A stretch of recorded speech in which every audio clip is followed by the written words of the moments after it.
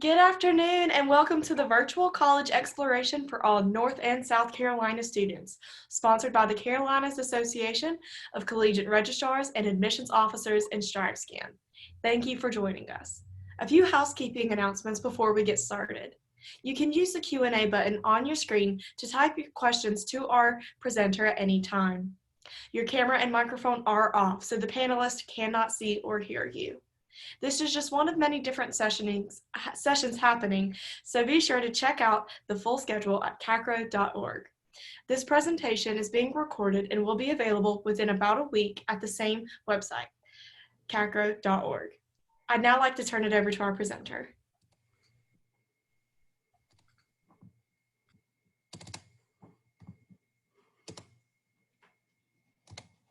Hey everyone, this is Matt Cash with the University of South Carolina, Beaufort. Thank you all for joining this evening.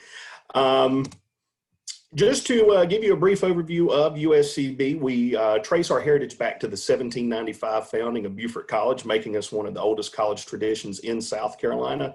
In 1959, we joined the USC system, and then the 21st century so far has seen lots of growth, including us being recognized as one of the top 5 fastest growing universities in the nation as a proportion.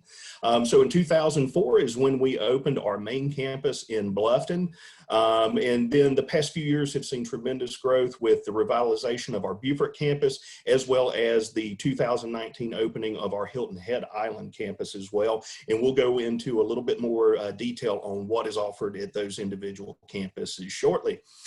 So to give you a brief profile of USCB, we welcome 2,100 students plus from 36 states and 10 countries. So we are the smallest of the 4-year senior campuses of the University of South Carolina system, but we offer amazing large university benefits that come along with that. Studying the hospitality industry in a location that sees over 2 million visitors annually, experiencing your nursing clinicals at trauma level hospitals, cultivating your artistic side in one of the East Coast's most top small arts cities as well, and then be mentored by our faculty at a university recognized as a top producer of Fulbright scholars.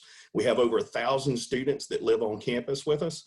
The student to faculty ratio is 16:1, and then we also offer over 40 different clubs and organizations to engage our students and keep them active, and 9 different athletic teams that are fielded as part of our NAIA Sun Conference athletics. So again, just to highlight our 3 different campuses and our location. So the Bluffton campus is our main residential campus. So that is home to the majority of administrative offices. Most of the academic programs are located there, and it is right near the entrance to the Hilton Head Island Gateway. We have 10 different on-campus residence halls, as well as a over 20,000-foot campus center, which is home to residents and student life offices, clubs and organizations, main dining hall, really a hub of central campus activity. We also have 3 different dining options on campus as well, so lots of different opportunities to grab and go or sit down for a full meal. And then we also, in the past few years, have opened our 26,000-foot recreation center as well, which is home to fitness studios, yoga classes, other types of fitness classes, as well as a full student gym. Membership is included in tuition, so no monthly payments there, as well as our intramural facilities as well. So intramural athletic fields, basketball courts, volleyball, and all that stuff to participate in intramural and club level athletics. So our campus in Beaufort is located right on the waterfront in historic downtown Beaufort. It also is residential, so that you don't have to worry necessarily about a lot of back and forth in between the two. They have their own dining halls, library, and facilities, just the same as the Bluffton campus. That is also home to our Honors College, which has program-specific cohorts in both biology and nursing, but is open to all majors. The reason why we have specific cohorts for biology and nursing is due to the very sensitive sequencing of courses to be ready for upper division coursework in those programs. The Beaufort campus is also home to our history degree, our marine biology concentration within the biology degree, as well as visual art and design. So our most recent campus opened in 2019, and that is our Hilton Head Island Campus for hospitality management. It is designed as a working event and conference center, and it is located right near the entrance to the Sea Pines Resort in one of the top most visited resort destinations in South Carolina. You have access to high quality internship opportunities at upscale resorts, spas, golf courses, private communities. It features a demonstration kitchen, beverage lab, as well as classroom space. So lots of practical application for that, opportunities for that program as well. Okay, so here's a list of our academic majors. So we have about 30 different programs of study that you can choose from by the time you factor in various concentration areas. So we're broken up into three main parts. You have the School of Humanities and Social Sciences, the School of Science and Mathematics, and the School of the Professions. So Humanities and Social Sciences, that's going to cover things like maybe you want to pursue a career in public relations or broadcast or print journalism, something along those lines. We also have a very wide variety of options within the English degree as well. Maybe you want to pursue a concentration in creative or professional writing. You can also do a secondary education add-on within that. History and some of our social science degree programs are located there too. So that's where you have history, which houses the pre-law advisement track. You also have human services, psychology, and sociology. And then interdisciplinary studies for maybe returning adult learners that are looking to earn a bachelor's degree as well. Then the visual art design program that I mentioned earlier. So the School of Science and Mathematics, that is home to our biology degree, which is one of our largest majors. So within that, you get to pick concentration areas in biomedical sciences, coastal ecology and conservation, and marine biology. So those are all wildly popular programs with us just because of our proximity to the coast and faculty members that are experts in their field studying things like coastal erosion, pollution and their effects on the environment. So really a broad spectrum of studying the animal and plant life indigenous to the coastal area and marshlands, but also a strong emphasis on studying environmental factors as well. So maybe if you're not thinking immediately marine biology, but maybe you have a passion for environmental science. So it would be a great option for that as well. You can also do secondary education if you have a passion for teaching the sciences. Then if you're interested in more of like a computer route, computational science, information science and technology, and then mathematics, including like if you wanted to teach at the secondary education level for that as well. School of the Professions also has some of our most popular majors. So you have business administration, which neck and neck with biology is typically at number one or number two as far as the largest majors that we offer. Early childhood and elementary education. Early childhood recently received recognition from NCAPE, which is one of the accrediting bodies for schools of education. So strong programs there. Hospitality management, nursing is very popular, complete with our animatronic simulation labs. So very technologically advanced facilities for that program, as well as the degree in public health. Maybe if you're thinking health and exercise science or promoting nutritional well-being in those types of courses. So pre-professional tracks and academic minors, you'll see a list of our minors there. I won't read through all of those like I did the academic majors, but they're typically offered in similar type programs that we have degree fields in or extensive coursework. So you have the full list there. Pre-professional tracks is going to be for students that want to prepare for graduate level study once they finish their undergraduate degree with USCB. So those are going to be tracks that make sure that you're taking the right prerequisite classes to qualify for graduate level admission once you finish up. So pre-medicine, pre-dentistry, pre-pharmacy, and pre-veterinary medicine as well, and then pre-law if you want to prepare for the LSAT and to go on to law school after that. The only one of those that isn't immediately designed for graduate level school admission is pre-engineering. That is actually a joint advisement track to the University of South Carolina, Columbia for their engineering and computer science undergraduate degree. So it's not a bridge program, but we do have a joint advisement track to make sure that you're taking the right classes if you wanted to transfer and complete a degree at the University of South Carolina, Columbia for the engineering program, since we don't have our own freestanding engineering degree. You can still start off at USCB, and that's a very, very viable option for you. So with campus and residence life, we are fully residential, and our housing isn't set up as dorms or suites or anything like that. Think of it as traditional apartment style living. So it's a 4-bedroom, 2-bathroom apartment. So each person has their own individual bedroom within the apartment. And then it's just 2 of the roommates sharing separate bathroom and shower areas on either end of it. And full kitchen, full living room, all major appliances are included as well.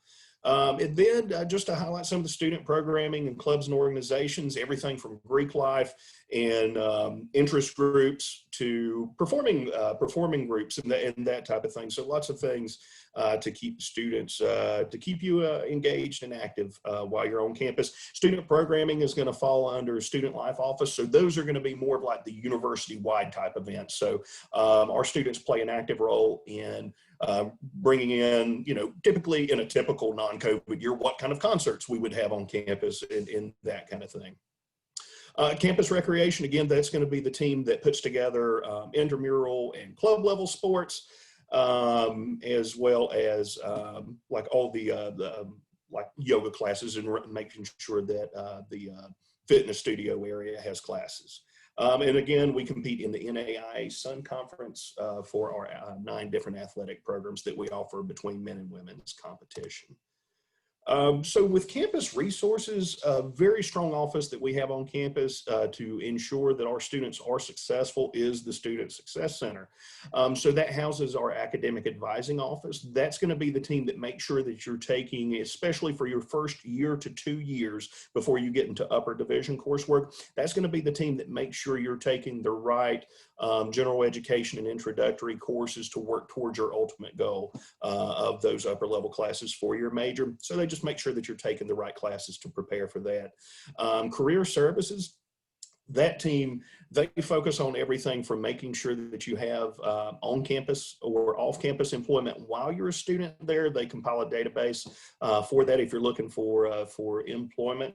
But they also are the team that coordinates what to expect and what to do as you prepare for graduation and immediately after graduation. So that's going to be resume writing workshops. That's going to be hosting graduate school fairs. If you're pursuing that next step to earn a master's or beyond degree, they'll bring in various graduate level schools in. If that's going to be the path that you take. They work with employers and they do job postings and all that. So make sure that you stay plugged in with them. If you have a course that's giving you a little bit of trouble, we do offer peer-led tutoring that is managed by university staff. But it's going to be peer-led tutoring to where if you're having trouble in a particular course or you struggle in a particular subject area in general, you can go to their office, schedule an appointment, and just get some additional academic help, as well as counseling and accessibility services.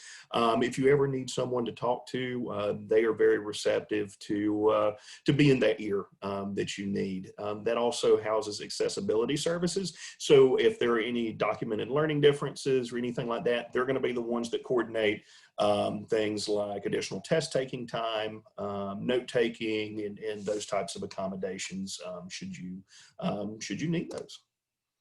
Okay, so the way that questions are going to work, and I'm going to go through the admissions procedures, a little bit on financial aid and scholarship opportunities as well. So the way that questions are going to work is you can submit those in the Q&A box. Now, I am the only person from USCB on this session. So if you have any questions right now, you can go ahead and put them in the Q&A feature, and then I'll get to those at the very end.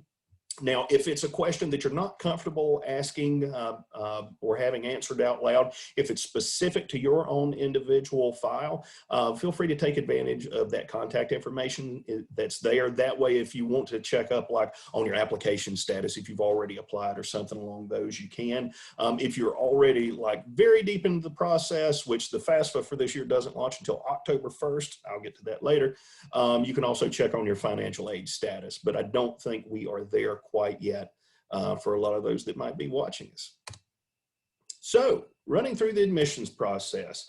So for the fall 2021 and spring 2022 academic year, we're requiring that you submit an online application for admission as well as an official high school transcript. And it does give you the option when you're within our online application to upload a transcript. That's perfectly fine. We'll use that for the academic evaluation. We are test optional for this coming academic year. So it's not a required item on the checklist. This isn't a waiver opportunity. We're not requesting them, so it won't hold up your application if you haven't had the opportunity to test or you do not wish to have test scores considered as part of your file. Now, one thing I will say, especially for South Carolina residents, or really for any of those that might be competing for merit-based scholarships, some of those, the test scores are still a requirement. So primarily it's an either or kind of thing where you can do the GPA or the test scores or a class rank. But in some circumstances, let's say for the life scholarship for a South Carolina resident, maybe you qualified for, you had the GPA and you had the test score requirement, but you were just outside of the class rank requirement. You might want to consider submitting those test scores. If you do submit them, they can only help you. So if we see them and they're not quite where you wanted them to be, then we won't take them into consideration. So basically test scores will not be considered on the admission side of things, but you might want to consider them for scholarship purposes. So the base requirements, we require a minimum 2.0 cumulative academic core GPA. So that's calculated focusing on courses that are considered part of the college preparatory curriculum. Now that's going to be pretty standard for pretty much all public four-year institutions in South Carolina. Because it is established by the South Carolina Commission on Higher Education as far as the required courses.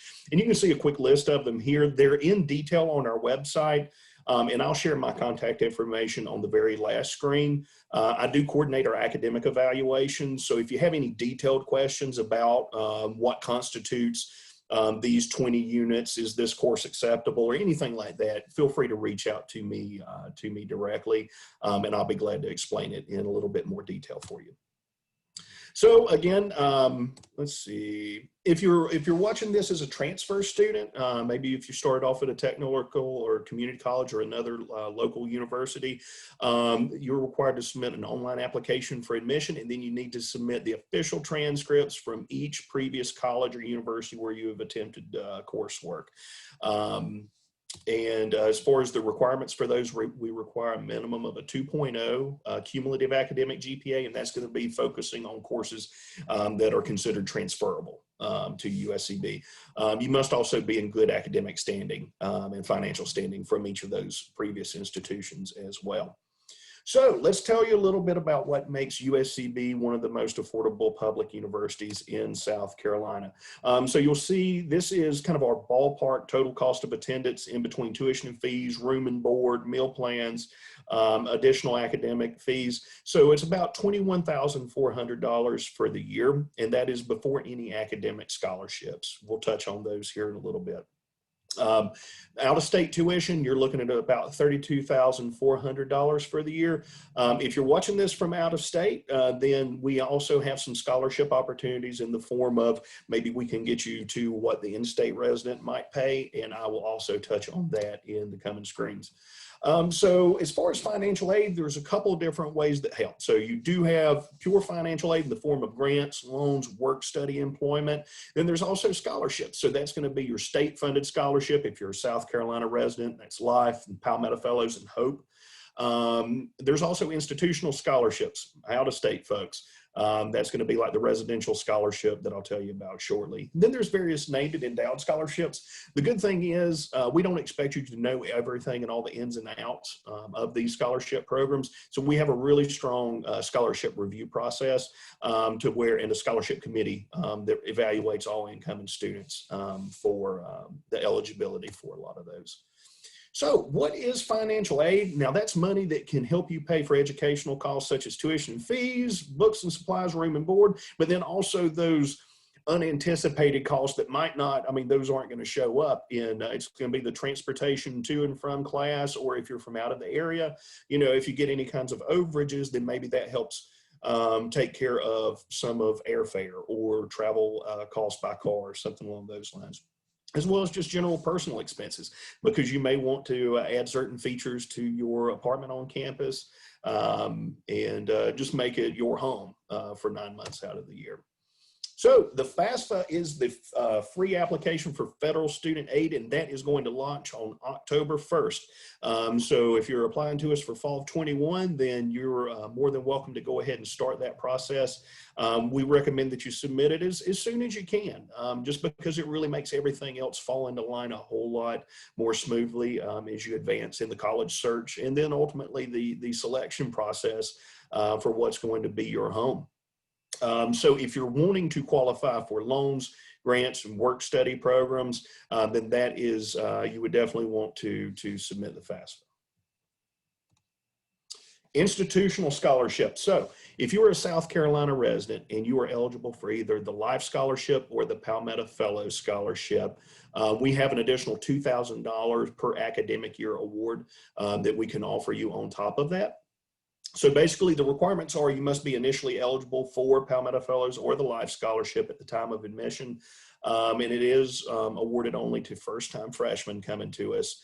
And it is on a first-come, first-served basis until funds are depleted. So that's why, again, another reason why we encourage early action on your part to make sure that you get the best possible scholarship package that you can. Now, that is eligible for up to all 4 years of attendance. So basically, as long as you maintain the requirements for the state-funded scholarships themselves, so Life and Palmetto Fellows, then you'll continue to receive that additional $2,000 per academic year award. Residential scholarship. So for my out-of-state folks, this is going to be for non-South Carolina residents. So if you graduate high school with a 3.0 GPA, I know a lot of folks in North Carolina and Georgia, you're on a 100-point scale. Basically, what your school considers to be a B average will meet that requirement. If you're not on the like a 4.0, 5.0 scale, that's perfectly fine. So B average, or you have a 1050 on the SAT or a 21 on the ACT. You just need to meet one of those three academic requirements. And as long as you're living in on-campus housing with us, we have an over $11,000 valued scholarship that basically knocks you down to the in-state tuition rate. So that's a huge, huge benefit for a lot of students that are interested in studying from out of state at USCB. That is also renewable up to all 4 years of attendance. So as long as you remain a full-time student, so 12 or more credit hours per semester, you maintain a 2.5 GPA, and you live in on-campus housing with us, then you'll basically retain that out-of-state tuition waiver in the form of an academic scholarship up to all 4 years of attendance. If you are interested in our Beaufort College Honors Program that I mentioned earlier, that is another $2,000 per academic year award that you can qualify for. So the requirements for that is going to be you must be accepted and enrolled in the Beaufort College Honors Program and reside in on-campus housing. And again, it is renewable up to all 4 years as long as you maintain that full-time student status, 12 or more hours, and you maintain the honors GPA. So basically, if you're eligible to continue on into the honors program, then you can qualify for that renewable scholarship each year. And then there's various named and endowed scholarships that we call our donor scholarship program. So there is an application for that. If you go to uscb.edu and go to the cost and aid tab there towards the banner, you'll be able to get to the application for that. And I mean, they just vary. It could be by major, by classification, it could be need-based or academic merit. So, I mean, there's dozens of scholarships that are listed on there, and you get to apply for actually 3 of those. And then our scholarship committee will get to work on checking out eligibility and who will qualify for additional scholarships. So those are awarded a little bit later. It has a little bit, the application deadline is March 1st. Of course, again, you'll definitely want to make sure that you submit your application well before then so that you're first in line.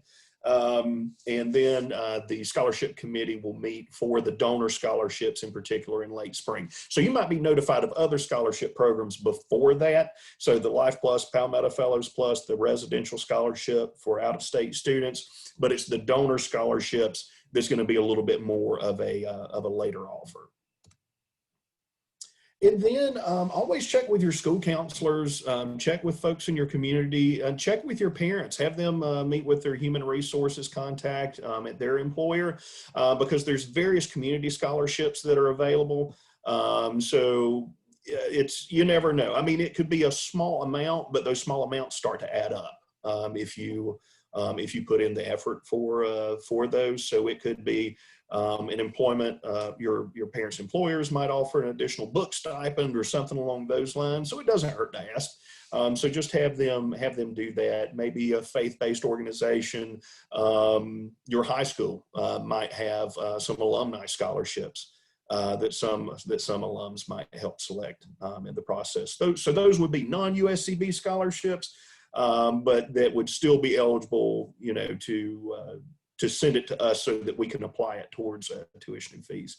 So brand new scholarship opportunity that we've recently started offering is our 1795 scholarship. Now that again is specific to our campus in downtown Beaufort.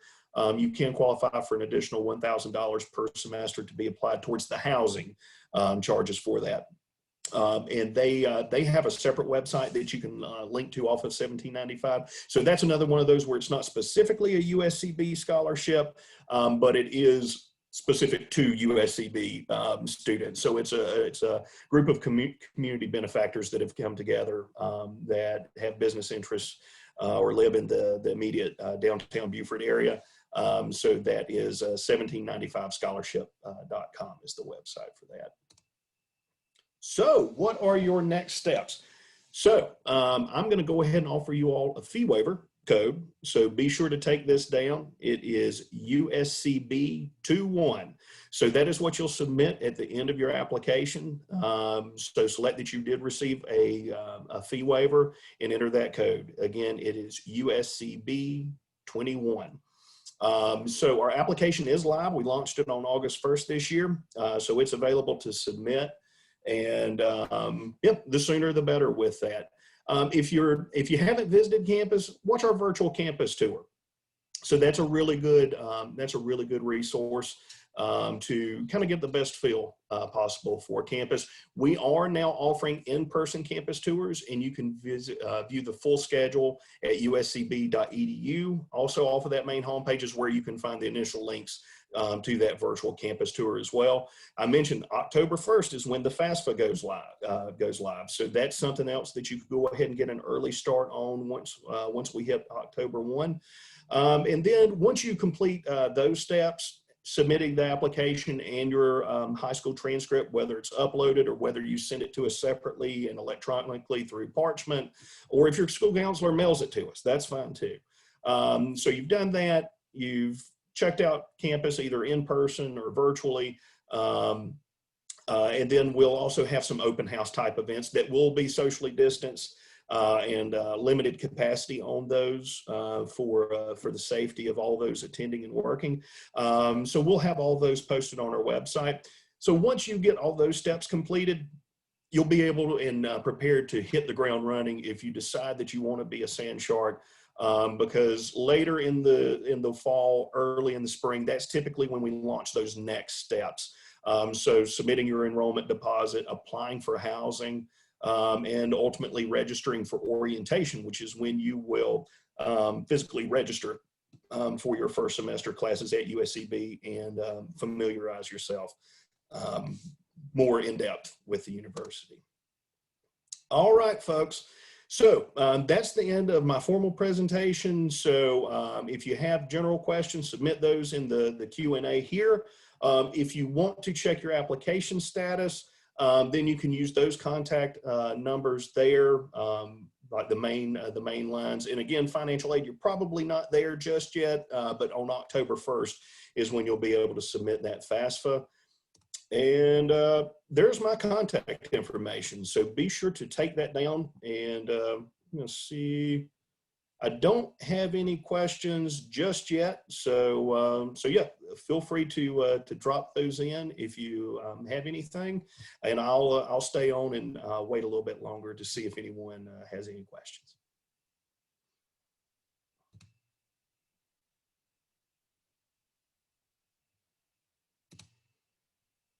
Okay, I did get one.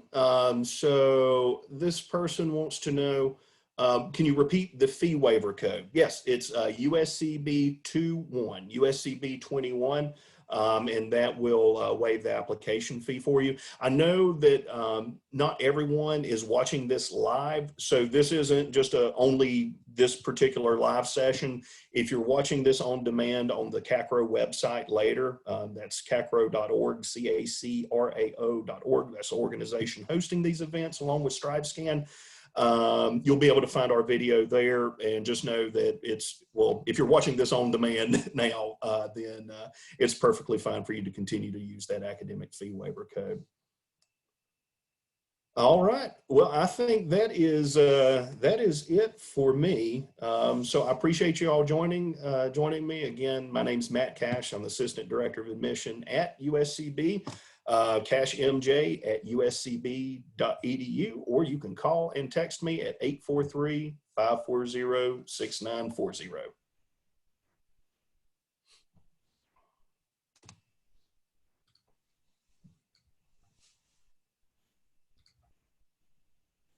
All right, and thank you all for joining us tonight. When you close this window, there will be a link to a very quick 4-question survey. We'd appreciate any feedback you can provide. Also, this was just one of many sessions being hosted, so be sure to sign up for additional sessions at CACRAO.org. In about a week, you'll be able to find the session's recording as well as all of the other sessions recordings at CACRAO.org, CACRAO.org. Thank you and have a great night.